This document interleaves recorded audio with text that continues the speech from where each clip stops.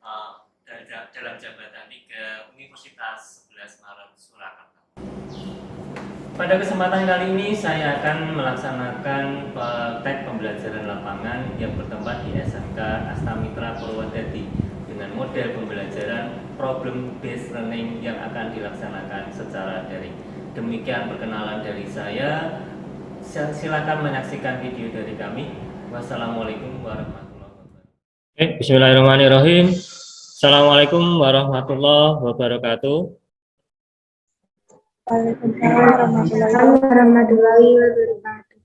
Oke, saya ulang. Waalaikumsalam warahmatullahi wabarakatuh. Waalaikumsalam warahmatullahi wabarakatuh. Oke, alhamdulillah semuanya ini sudah hadir. Mungkin tinggal satu siswa ya, Mbak Cynthia kayaknya belum.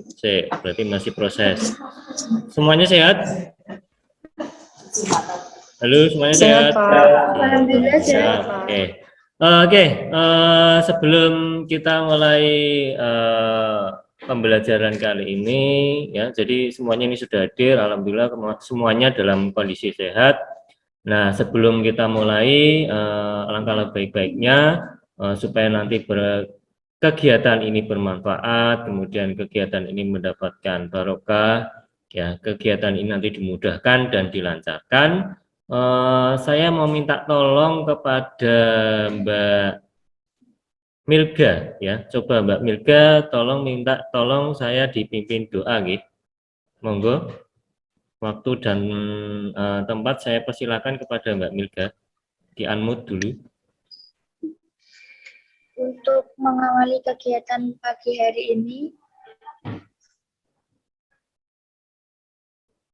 dan agama masing-masing. Nah, doa mulai. Ini ada beberapa obat nih. Nah, ada beberapa obat. Di sini ada macam-macam ya, ada Erisan B, ada oseltamivir, ada azitromisin, kemudian ada amoxicillin. Nah, bentar, saya mau tanya ke Mbak Arafiko coba. Obat ini apa saja sih yang ada di sini? Ada Erisan B, oseltamivir, kemudian ada lamivudin. Nah, ini kira-kira obat apa ini semuanya ini? Antibiotik dan antivirus. Oke, ada antibiotik, ada antivirus. Asmawati coba, Mbak Asmawati. Yang sebelah kiri coba. Yang golongan merah ini. Obat antivirus COVID-19.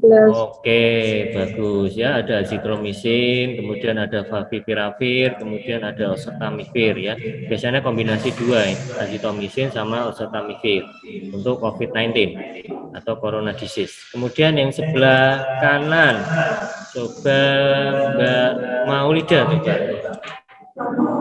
Ini ada efavirenz, ada indinavir. Yang sebelah kanan ada antiretroviral HIV. Oke ya, jadi yang sebelah kanan ini adalah digunakan untuk antiretroviral HIV.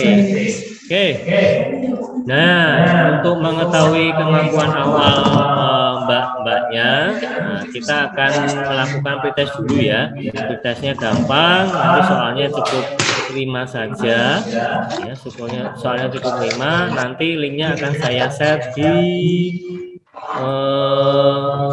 fitur chat. Oke, bentar. Ya, jadi ini sudah muncul ada beberapa. Hasil ini nggak menjadi masalah ya. Yang terpenting nanti setelah kita melakukan tadi diskusi, kemudian kita melakukan literasi dan seterusnya, nanti ada post test di akhir. Nah, harapannya nanti post testnya jauh lebih bagus ya, nilainya 100 semua ya. Kemudian kita masuk ke kompetensi dasar ya. Jadi kompetensi dasar apa yang nanti kita pelajari di obat-obat HIV/AIDS ini. Kemudian yang pertama yaitu kompetensi dasar yang pengetahuan, yaitu menganalisis obat HIV anti-AIDS. Kemudian yang keterampilannya yaitu melakukan pengelompokan obat HIV anti-AIDS. Oke. Kemudian untuk IPK-nya atau indikator pencapaian kompetensinya, yaitu yang pertama untuk pengetahuan menguraikan obat HIV/AIDS, kemudian yang kedua memilih terapi antiretroviral HIV. Kemudian yang keterampilannya nanti bisa mendemonstrasikan pengelompokan obat HIV anti-AIDS. Kemudian untuk tujuan pembelajarannya, ya tujuan pembelajarannya melalui model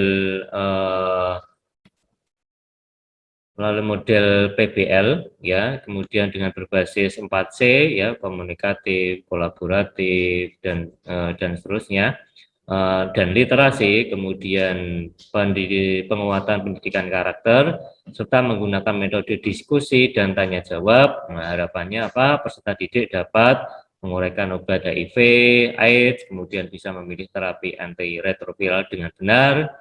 Kemudian untuk yang itu tadi yang pengetahuannya, yang untuk keterampilannya nanti bisa mendemonstrasikan, ya, bisa mendemonstrasikan pengelompokan HIV anti-AIDS dengan tepat. Nah, untuk penilaian sikapnya atau efektifnya nanti akan dinilai nih sopan santun, kemudian tanggung jawab, disiplin, kerja keras, kemudian komunikasi dan kerjasama. Nah, proses penilaian sikap ini kapan? Nah, nanti ketika kita akan melakukan diskusi, ya. Jadi nanti kita akan melakukan diskusi, kemudian presentasi. Nah, di situ nanti penilaiannya ada pengetahuan, kemudian ada keterampilan, kemudian ada penilaian sikap. Nah, kemudian motivasi. Nah, harapannya apa sih nanti setelah mempelajari tentang obat-obat HIV/AIDS ini? Harapannya apa? Yang pertama adalah bisa mengetahui tentang obat-obat HIV/AIDS. Kemudian yang kedua, bisa mengetahui kombinasi, ya, antiretroviral untuk HIV, ya. Antiretroviral itu antivirus HIV. Kemudian akhirnya nanti bisa mengedukasi orang-orang di sekitar tentang bagaimana khasiatnya, kemudian aturan pakai, kemudian efek samping untuk antiretroviral, ya. Karena penggunaan antiretroviral ini adalah seumur hidup, dan nanti perlu ditekankan bahwa tentang penggunaan obat-obat antiretroviral ini harus rutin, ya. Pasien harus patuh minum obat untuk mendapatkan efek yang maksimal, sehingga nanti harapan hidupnya lebih lama, ya. Memang tak jarang kalau sudah terkena HIV atau AIDS, anggapannya adalah ya sudah berarti nanti pasti mati lah. Semua memang pasti mati, tapi dengan adanya antiretroviral minimal bisa memperpanjang harapan hidup. Kemudian, nah, kita ke menti.com dulu, ya. Ke menti.com, silakan dibuka menti.com, kemudian passcode-nya ini 92179022. Oke, silakan dibuka. Di situ nanti ada beberapa pertanyaan, silakan dijawab. Oke, saya close vote-nya, ya. Di sini ada dua pertanyaan yang ada di menti.com. Yang pertama adalah apa yang Anda ketahui tentang antiretroviral. Nah, di sini ada beberapa jawaban, ya. Ada yang obat keras, kemudian ada obat antiretrovirus, kemudian ada antivirus HIV, kemudian ada golongan obat dan seterusnya. Golongan obat HIV, oke, nggak masalah, ya. Obat keras, ya, oke. Kemudian anti replikasi HIV, ya, bisa, oke. Ya, jadi oke, jawabannya bagus, ya. Di sini pengetahuan awalnya bagus, jadi ada beberapa jawaban yang sesuai. Ini ada beberapa resep, ya, setelah tadi dirawat di bangsal tertentu untuk HIV/AIDS. Nah, di sini ada beberapa resep. Nah, untuk nanti ini yang akan kita bahas di LKKWD nanti ini tadi, ya. Jadi ada kelompok 1, ada kelompok 2, ada kelompok 3. Nah, untuk kelompok 1 nanti resepnya itu tentang masih gejala awalnya, yang diobati masih gejala awal. Di situ ada beberapa obat, ada ambrosol, nistatin, paracetamol. Nah, ini nanti pada LKPD-nya nanti silakan dianalisis resepnya.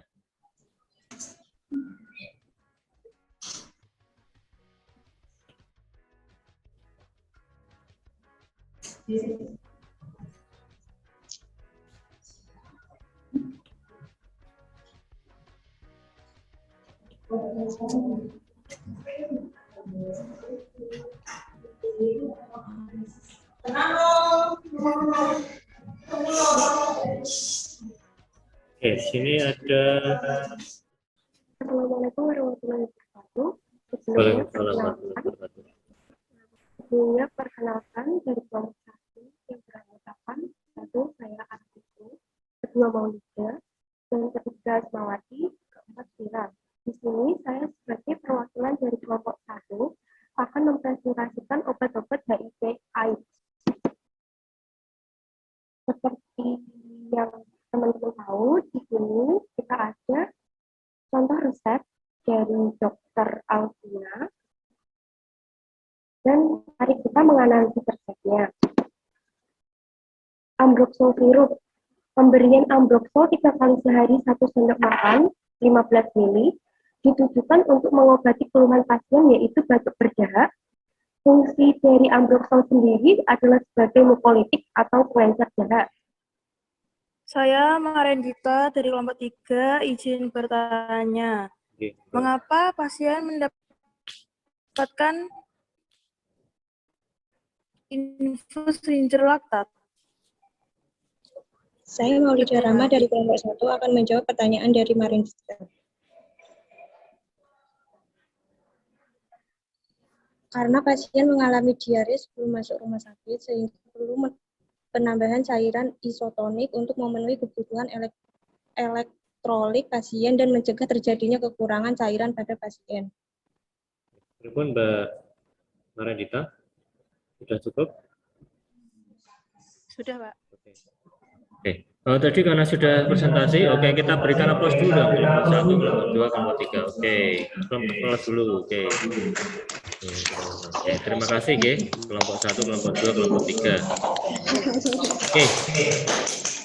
Ya, sudah. Ya, terlalu bersemangat ini kan. Oke, karena waktunya sudah hampir mepet, saya langsung cepat saja. Saya akan melakukan analisis dan evaluasi.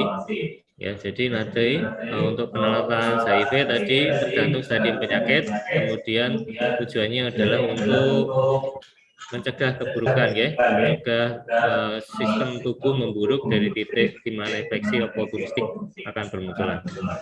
Nah ini tadi pengobatan simptomatis ya, ada demam diobati dengan paracetamol, kemudian batuk berdahaknya dengan ambroxol, kemudian diarenya bisa menggunakan ciprofloxacin, kemudian sariawannya menggunakan nystatin. Kemudian untuk mual muntahnya bisa menggunakan ranitidin. Kemudian untuk adjuvan atau elektrolitnya karena diare tadi bisa menggunakan infus ringer laktat. Nah, kemudian sebelum masuk sini tadi sudah ada resep tentang obat antituberkulosis ya. Biasanya yang pasien HIV itu juga mengalami TB paru aktif ya. Biasanya menggunakan beberapa obat ya. Tadi ada HRZT, INH atau isoniazid, kemudian rifampicin, ethambutol dan pirazinamid. Itu sudah sesuai dengan pedoman pengobatan tentang obat antituberkulosis. Nah, kesimpulan ya tadi kalau pengobat tadi sudah bagus, sudah didiskusikan ada 3 kelompok. Nah, bisa ditarik kesimpulan dari 3 resep tadi. Tujuan pengobatan HIV yaitu yang pertama tadi mengobati simptomatisnya ya, jadi keluhan pasien diobati. Kemudian yang kedua, kalau ada penyakit koinfeksi itu penyakit koinfeksinya juga diobati. Contohnya misalnya tuberkulosisnya, nah itu diberikan obat anti tuberkulosis. Nah setelah itu baru nanti ada tambahannya yaitu yang paling penting adalah antiretroviralnya ya, bisa menggunakan kombinasi ini tadi 2 NRTI plus 1 NNRTI, tenofovir, lamivudin plus efavirenz. Oke, ini sudah muncul dari beberapa jawaban dari pertanyaan apa saja yang telah dipelajari pada materi tentang obat-obat HIV ya, ada yang tentang obat-obat HIV antiretroviral, kemudian ada mekanisme antiretroviral, kemudian ada pengobatan HIV dan seterusnya. Ada peraturan Menteri Kesehatan nomor 87 tahun 2014. Oke. Oke, untuk infeksi opportunistik HIV terlalu kompleks ya sehingga sulit dipahami. Oke. Oke, saya lanjut ke pertanyaan kedua. Monggo diisi. 1 menit lagi. Oke, sini sudah ada muncul 3 jawaban ya. Nanti pilihannya bisa menyusul karena singkat saja. Pertanyaan kedua, yaitu apa yang menjadi masalah ketika mempelajari materi tentang obat-obat HIV ya. Ada beberapa yang jawab, yaitu beberapa kata medis masih sulit dipahami maupun diucapkan. Oke. Kemudian obat antiretroviral HIV tidak ditemukan pada di apotek pada umumnya. Oke, sehingga susah untuk dihapalkan. Betul, memang kalau untuk antiretroviral biasanya hanya tersedia di rumah sakit, ya, rumah sakit umum daerah itu saja yang ditunjuk. Oke. Oke, ini sama jawabannya, nanti bisa menyusul. Oke, kita lanjut ke post-test ya. Kita lanjut ke post-test. Linknya akan saya bagikan. Oke, sebentar saja.